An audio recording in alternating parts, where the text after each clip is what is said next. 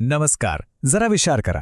आजच्या या धावपळीच्या आयुष्यात आपल्याला अचानक 70 वर्ष जुना असा एखादा खजिना सापडला, ज्यामध्ये आपलं आयुष्य बदलण्याचं रहस्य आहे. तर आज आपण बरोबर हेच करणार आहोत. जुलै 1952च्या अखंड ज्योती मासिकातून ते कालातीत ज्ञान आपण जाणून घेणार आहोत. ही स्लाइड बघा, ही आपल्याला थेट त्या काळात घेऊन जाते. हे आहे अखंड ज्योतीच्या जुलै 1952च्या अंकाचं मूळ मुखपृष्ठ. आणि यावर आहेत देवी गायत्री, ज्यांना आपण दिव्य बुद्धी आणि ज्ञानाचं प्रतीक मानतो.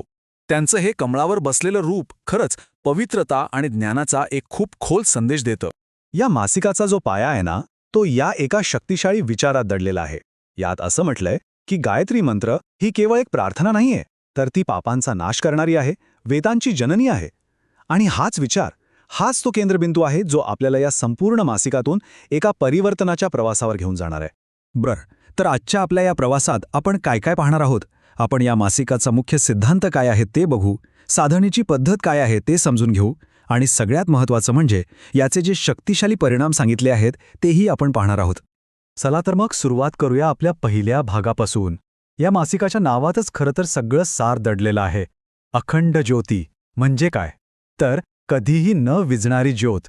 आणि ही ज्योत म्हणजे दुसरं तिसरं काही नाही, तर ते आध्यात्मिक ज्ञान आहे, जे काळानुसार कधीही संपत नाही. पाहूया नेमकं काय आहे हे ज्ञान. आता आपण येऊया यातल्या सगळ्यात महत्त्वाच्या संकल्पनेकडे. अखंड ज्योती मासिक गायत्री मंत्राकडे फक्त एक प्रार्थना म्हणून बघत नाही, तर ते त्याला जीवन विज्ञान मानतं. हो, एक असं सायन्स जे आपलं आयुष्य एका सिस्टमनी पद्धतशीरपणे सुधारू शकतं. आता हे नेमकं कसं काम करतं तेच आपल्याला समजून घ्यायचं आहे. आपल्याला अनेकदा काय वाटतं की अध्यात्म म्हणजे काहीतरी खूप वेगळं, अमूर्त असं काहीतरी आहे, बरोबर? पण हे मासिक जीवनविद्या ही संकल्पना मांडतं. आणि याचा सरळ अर्थ असा आहे की अध्यात्म हे आपल्या स्वतःच्या विकासासाठी एक प्रॅक्टिकल, जवळजवळ वैज्ञानिक साधन आहे. हे आपल्याला फक्त ज्ञान मिळवायला नाही शिकवत, तर ते ज्ञान आपल्या रोजच्या जीवनात कसं वापरायचं हे शिकवतं. इथे बघा, हा आहे मूळ गायत्री मंत्र देवनागरी लिपीमध्ये. याचा सार खूप सोपा आणि सुंदर आहे. आपण देवाला सांगतोय की हे ईश्वरा, आमच्या बुद्धीला प्रकाश दे आणि आम्हाला चांगल्या मार्गावर चालण्याची प्रेरणा दे. ही फक्त एक प्रार्थना नाहीये, तर आपल्या बुद्धीला योग्य दिशा मिळावी यासाठी केलेली एक कळकळीची विनंती आहे. अच्छा, तर हे जीवन विज्ञान फक्त एक थिअरी नाहीये. मग प्रश्न येतो की याला प्रत्यक्ष कसं आणायचं, बरोबर? तर यासाठीच अखंड ज्योती आपल्याला एका शिस्तबद्ध साधनेचा अगदी स्पष्ट मार्ग दाखवते. यासाठी ना 2 मुख्य पद्धती सांगितल्या आहेत. एक आहे साधना आणि दुसरी आहे तपश्चर्या. साधना म्हणजे काय? तर रोज आपण जसा व्यायाम करतो तसाच हा एक सातत्यपूर्ण आध्यात्मिक अभ्यास आहे. आणि तपश्चर्या, तर समजा आपलं काही ध्येय असेल तर आपण जंक फूड टाळतो ना, तसंच काहीसं, म्हणजे आत्मशिस्त आणि संयम. आणि हे मासिक सांगतं की या दोन्ही गोष्टी जेव्हा एकत्र येतात तेव्हाच खरा आध्यात्मिक विकास होतो.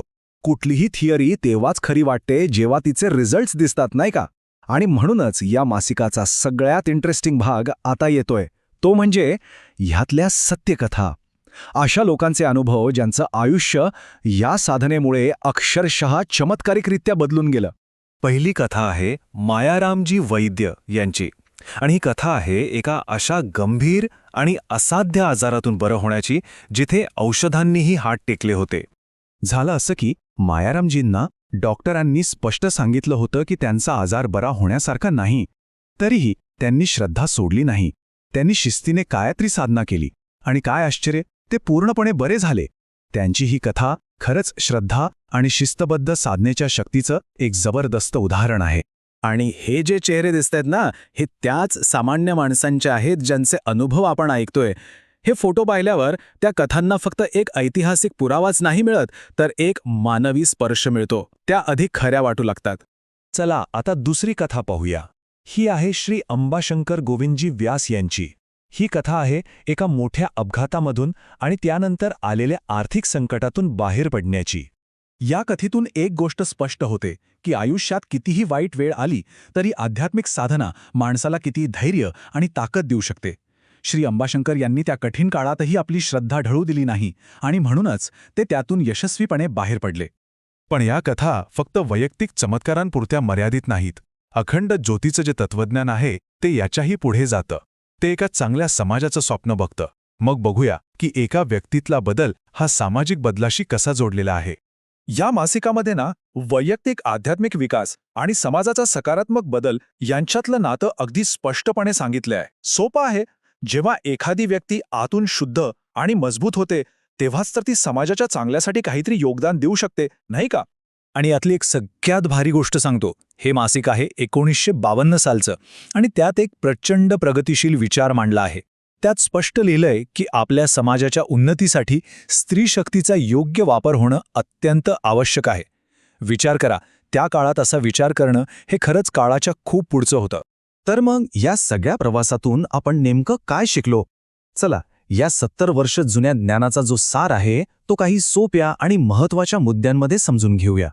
तर बदलाचा हा मार्ग आपण या 4 पायऱ्यांमध्ये मांडू शकतो. पहिलं, जीवनविज्ञानासारखा एक मजबूत सिद्धांत स्वीकारा. दुसरं, त्या सिद्धांतासाठी वचनबद्ध राहून रोज सराव करा. तिसरं आणि खूप महत्त्वाचं, संकटाच्या काळातही त्या प्रक्रियेवर विश्वास ठेवा. आणि चौथं म्हणजे तुम्हाला जे ज्ञान मिळाले ते फक्त स्वतःपुरतं न ठेवता समाजाच्या भल्यासाठी वापरा. आणि जाता जाता एक प्रश्न जो विचार करायला लावणारा आहे.